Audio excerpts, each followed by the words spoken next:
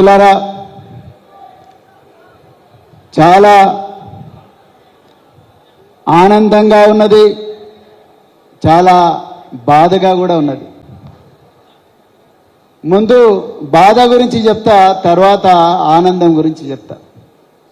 బాధ ఎందుకయ్యా అంటే, నేను ఏ నల్లమల అడవుల్లో అయితే అక్షరాలు దిద్దిన్నో, ఏ నల్లమల అడవుల్లో అయితే నడక నేర్చుకున్నానో, ఆ నల్లమల అడవులల్లా నన్ను పార్లమెంటు అభ్యర్థిగా ఈ అచ్చంపేట నియోజకవర్గానికి ఇదే బర్కతుల్లా ఫంక్షన్ హాల్లో మరి ఆ రోజు బాలరాజు గారు, నేను ఇద్దరం ఇదే వేదిక మీద, నరసింహగౌడ్ గారు, ఇంకా చాలామంది నాయకులు ఉన్నారు, అందరం కలిసి ఇదే వేదిక మీద మీ అందరికీ నేను ఒక పార్లమెంట్ అభ్యర్థిగా పరిచయం అయినా. అవునా కాదా? ఎర్రటి ఎండను కాదని అప్పటికే కాంగ్రెస్ పార్టీ ఇక్కడ ఉండే ఎమ్మెల్యే అత్యంత క్రూరంగా మన కార్యకర్తల మీద ఎక్కడ పడితే అక్కడ కేసులు పెడుతున్నా కూడా, బిడ్డ నువ్వు జైలు వేసినా, ఉరికంబం ఎక్కించినా మేము మాత్రం మా గులాబీ జెండాను వదలం, కేసీఆర్ గారిని వదలమని ఆ రోజు ఎర్రటి ఎండలో ఇక్కడికి వచ్చి మీరు ఏ అభ్యర్థిని పెట్టినా కూడా మేము గెలిపిస్తాం అని చెప్పి ఆ రోజు మీరందరు ఇక్కడికి వచ్చిండ్రు. ఆ రోజు ఇక్కడే బాలరాజు గారు ఉన్నారు. కానీ నాకు ఇలా ఎంత బాధ అవుతున్నదంటే, ఇదే హాల్లో మరి ఈ యుద్ధం కాంగ్రెస్ పార్టీ చేస్తున్న ఘోరమైన నేరాలకు, అదే విధంగా బీజేపీ కాంగ్రెస్ ని ఒక కూటమిగా మారి బీఆర్ఎస్ మీద పూర్తిగా దౌర్జన్యం చేస్తున్న ఈ పరిస్థితుల్లో బీఆర్ఎస్ పార్టీ నాయకులు, కార్యకర్తలు మీరందరూ కూడా వీరోచిత పోరాటం చేస్తున్న ఈ సమయంలో మీకు అండగా నిలబడి మీకు మార్గదర్శనం చేయాల్సిన నాయకుడు ఇలా అస్త్ర సన్యాసం చేసి వెళ్ళిపోయిండు. ఆయన గువ్వల బాలరాజు గారు. ఇది బాధ. ఇక మిత్రులారా, ఆనందం. మరి అలా మీరు ఆగస్టు 15 నాడు ఎంత స్వాతంత్రం వస్తే భారతదేశ ప్రజలు ఎంత ఆనందంగా ఉన్నారో, ఇవాళ అచ్చంపేట ప్రజలు కూడా అంత ఆనందంగా ఉన్నారని మీరు మాట్లాడుతున్న తీరు, మీరు ఈరోజు ఎన్ని కష్టాలున్నా కూడా ఒక్క ఫోన్ కాల్తోనే ఇక్కడికి వచ్చిన తీరు అనేది ఇలా ఆనందం కలిగిస్తా ఉన్నది. మిత్రులారా, ఈరోజు మీరు అచ్చంపేటలో పెట్టిన ఈ ఆత్మీయ సమావేశం కేవలం అచ్చంపేటకే కాదు, మొత్తం తెలంగాణ కూడా ఒక వార్నింగ్ ఇస్తున్నది.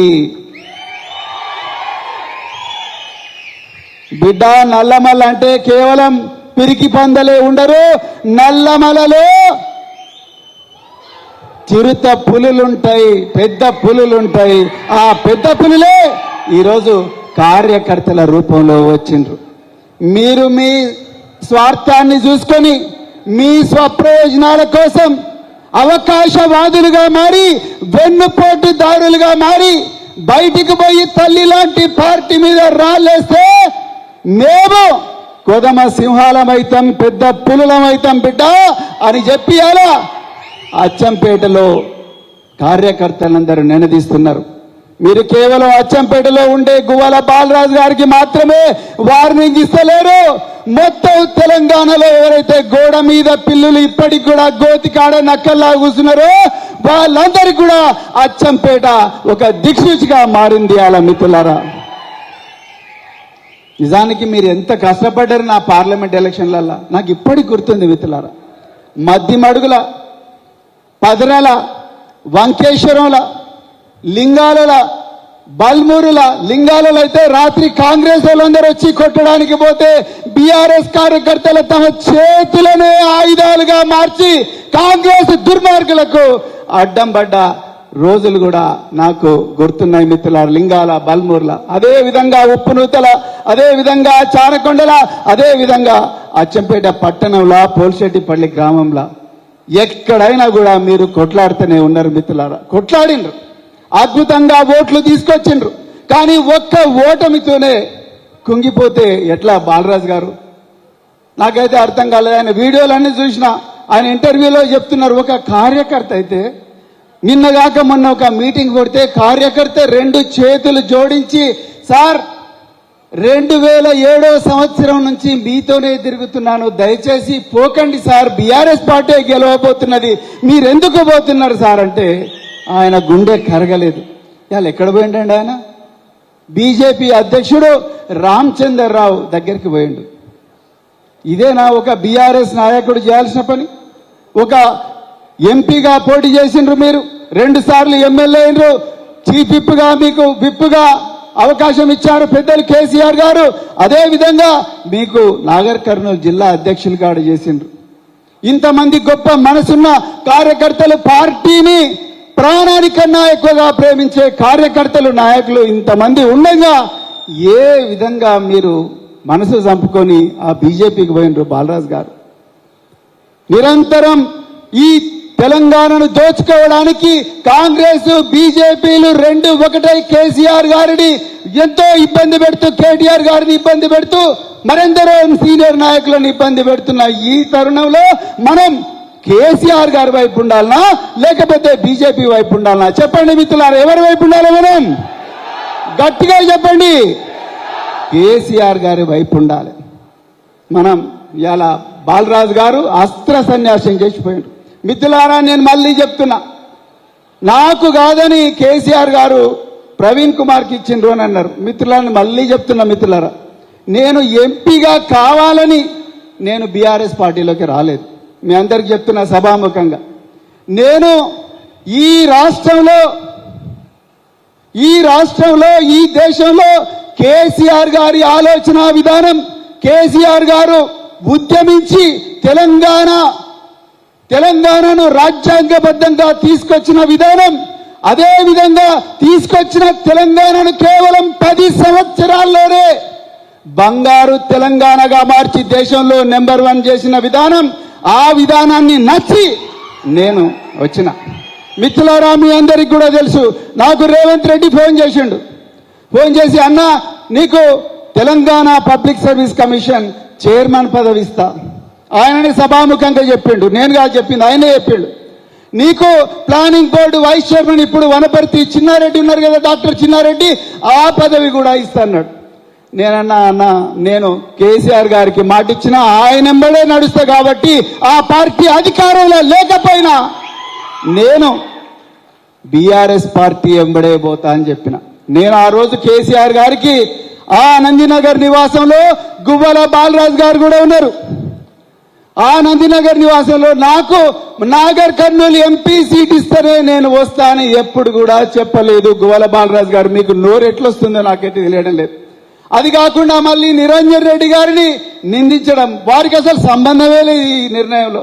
కేసీఆర్ గారు వారికి తెలుసు 50 సంవత్సరాల రాజకీయ జీవితం, ఎక్కడ ఎవరు గెలిస్తే, ఎక్కడ ఎవరిని పెడితే ఎవరు గెలిస్తారు, గెలిచే అవకాశాలు ఎక్కువ ఉంటాయన్న నమ్మకంతో వారు నన్ను ఇక్కడికి పంపించారు. మిత్రులారా, నేను ఈ పార్టీలో రెండో విషయం చెప్తున్నా, నేను ఈ పార్టీలో నాకు ఈ పదవి ఇస్తానని నేను రాలేదు మిత్రులారా.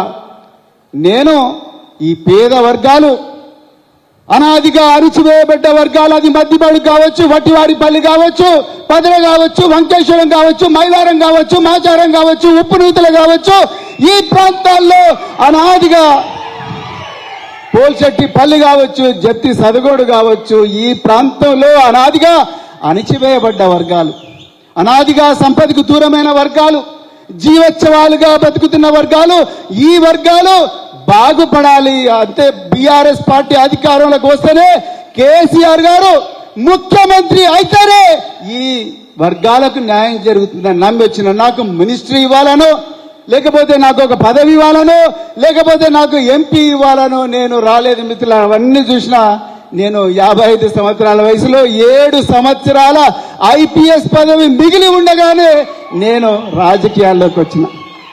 నా మిత్రులు చాలా మంది కూడా ఇప్పుడు చాలా రాష్ట్రాల్లో డీజీపీలుగా ఉన్నారు. నా మిత్రులు చాలా మంది చాలా రాష్ట్రాల్లో డీజీపీలుగా ఉన్నారు. నేను కూడా సర్వీస్లో కంటిన్యూ ఉంటే తెలంగాణలో నాకు కూడా డీజీపీ హోదా వచ్చేది. కానీ నేను ఒక్కనే డీజీపీ అయితే నాకేం లాభం? నేను ఏ సమాజం నుంచి వచ్చిందో, నేను ఏ వెంకటేశ్వర్ల బావిలో చదువుకున్నానో, నేను ఏ తుర్కపల్లిలో ఏ మొలక మామిడి చెరువుల నీళ్లు తాగినో, ఆ మొలక మామిడి ప్రజలు, ఆ మాచారం ప్రజలు, ఆ చంద్రసాగర్ ప్రజలు, రంగాపూర్ తండ ప్రజలు, సిద్ధాపూర్ తండాల ప్రజలు వాళ్ళు బాధల్లో ఉన్నారు. నేను నా స్వార్థం చూసుకుంటే సరిపోదు, వాళ్ళ కోసం పనిచేయాలని చెప్పి నేను రాజకీయంలోకి వచ్చిన. బాలరాజు గారు మీరు ఏమన్నారు? ప్రవీణ్ కుమార్ కాదు, ప్రవీణ్ కుమార్ తాత వచ్చినా నన్ను ఏమనలేరు అన్నారు. ఇగో ఇక్కడ వచ్చిన మీ తాతలందరూ ఇక్కడే ఉన్నారు, ఇక్కడే ఉన్నారు. బీఆర్ఎస్ పార్టీకి భవిష్యత్తు లేదన్నారు మీరు. ఇగో బీఆర్ఎస్ పార్టీ భవిష్యత్తు అంతా ఇక్కడనే ఉంది, ఉందా లేదా? అందుకొరకే మిత్రులారా, పార్టీ అంటే ఫ్లెక్సీల మీద ఫోటోలు కాదు మిత్రులారా. పార్టీ అంటే డీపీ కాదు వాట్సాప్లో. పార్టీ అంటే రోజు పెట్టుకునే స్టేటస్ కాదు. పార్టీ అంటే ఒక అధినాయకుడు ఒక గొప్ప కలగని, నేను ఈ ప్రపంచం నుంచి పోయిన తర్వాత కూడా నా కళ నిజమవుతుందని నమ్మి ఆ కళను ఆలోచనగా మార్చి దానికి అక్షర రూపం ఇచ్చి వందలాది మంది మేధావులతో మాట్లాడి దానికి ఒక ఆచరణ కల్పించి ఒక్కడైనా సరే మధ్యమడుగు నుంచి మన్ననూరు దాకా, మన్ననూరు నుంచి కొడంగల్ దాకా, కొడంగల్ నుంచి కోదాడ దాకా, అలంపూర్ నుంచి ఆదిలాబాద్ దాకా, ఆసిఫాబాద్ దాకా, ఎండనక వాననక రేయనక పగలనక అడవులల్లా, అదే విధంగా ఇంకెక్కడో ప్రతి చోట కూడా ఎన్ని అవమానాలను ఎదుర్కొన్న ఆ నాయకుడు నడుస్తుంటే నువ్వు ఒక్కడివే ఎందుకు నడుస్తావు? నీతో పాటు మేము కూడా నడుస్తాం. మా ప్రాణాలు పోయినా మంచిదే, మా ఆస్తులు కబ్జా చేసినా మంచిదే, మా మీద వందల పోలీసు కేసులు పట్టినా మంచిదే. మీ కళ నిజం కావాలన్న నాయకుడితో నడిచేవాడే నిజమైన పార్టీ కార్యకర్త. ఫ్లెక్సీలలో ఫోటోలు లేదనో, నాకు ఈ పోస్ట్ రాలేదనో, వాట్సాప్ లో నేను పెట్టిన పోస్టుకు రెస్పాన్స్ ఇవ్వలేదనో, లేకపోతే నాకు ఈ పదవి ఇవ్వలేదనో, నాకు ఈ కాంట్రాక్ట్ ఇవ్వలేదనో, లేకపోతే నన్ను అవమానించిందనో, లేకపోతే నన్ను ఇంట్లోకి రానియలేదనో అలిగిపోయేవాడు కార్యకర్త కాదు. వంగూరులో మాకు దొంగ ఓట్లు వేస్తున్నారని మన బీఆర్ఎస్ నాయకులు పోయి అడిగితే ఘోరంగా కొట్టిండ్రు వంగూరులో బీఆర్ఎస్ నాయకులు. నా వీడియోలు ఉన్నాయి. ఆ వీడియోలను తీసుకుపోయి పోలీస్ స్టేషన్లో పోతే ఎవడైతే కొట్టిండో వాడిచ్చిన కంప్లైంట్ కేసుగా చేపించిండు వంశీకృష్ణ. ఎవరైతే తన్నులు తిన్నారో వాళ్ళను నిందితులుగా మార్చిండ్రు. ఇది దౌర్జన్యం జరుగుతున్నది. కొండారెడ్డిపల్లిలో సాయిరెడ్డి అనే ఒక మాజీ సర్పంచ్ నా చావుకు రేవంత్ రెడ్డి సోదరులే కారణం అని చెప్పి ఒక పేపర్ మీద రాసి చచ్చిపోతే ఇప్పటి వరకు కూడా ఆ కేసులో రేవంత్ రెడ్డి సోదరులైన కృష్ణారెడ్డి, తిరుపతి రెడ్డి వీళ్ళను ఒక్క క్షణం కూడా ప్రశ్నించలేదు. బాలరాజు గారు మీరు ఈ దౌర్జన్యాలకు వ్యతిరేక కదా పొట్లాడాల్సింది. అచ్చంపేట పట్టణంలో ఒక మాజీ కౌన్సిలర్ ఇంటికి పెద్ద పెద్ద గుత్ప కట్టెలు పట్టుకొని కాంగ్రెస్ నాయకులు పట్ట పగలే 2 గంటలకు ఆ నాయకుడి ఇంటి మీద దాడి చేసి బెడ్రూమ్ తలుపులు వలగొట్టి లోపలికి పోయి వాళ్లకు గాయాలు చేస్తే ఆ కాంగ్రెస్ దౌర్జన్యాల మీద కదా నువ్వు పొట్లాడాల్సింది. పదరలో కానీ, వంకేశ్వరంలో కానీ, వంగూరులో కానీ, బల్మూరులో కానీ, అంబటిపల్లిలో కానీ బీఆర్ఎస్ పార్టీ కార్యక్రమాలను కేసీఆర్ గారి గొప్పతనాన్ని స్టేటస్ గా పెట్టుకుంటే 35 రోజులు జైల్లో పెట్టిన కార్యకర్తలను కాపాడుకోవాల్సింది కదా నువ్వు చేయాల్సింది. లక్షల ఎకరాల భూములకు సాగునీరు మళ్లించి బనకచెర్ల లాంటి కుట్రలను కాదని రాత్రింబవలు అక్కడే పండుకొని 24 నెలల్లోనే ప్రపంచంలో అత్యంత పెద్ద లిఫ్ట్ ఇరిగేషన్ ప్రాజెక్టు కాళేశ్వరాన్ని కేసీఆర్ గారు నిర్మిస్తే ఆ కాళేశ్వరాన్ని బాంబులతో కూల్చి ఆ కాళేశ్వరాన్ని కూలేశ్వరం అని చెప్పి ఈరోజు ఉల్టా కేసీఆర్ గారిని పీసీ ఘోష్ కమిషన్ కు పిలుస్తుంటే ఆ నాయకుడికి అడ్డంగా నిలబడి సార్ మేమున్నాం మీరు ఇట్లనే కూర్చోండి అని అడగాల్సింది కదా నువ్వు చేయాల్సింది బాలరాజు గారు. అవునా కదా మిత్రులారా?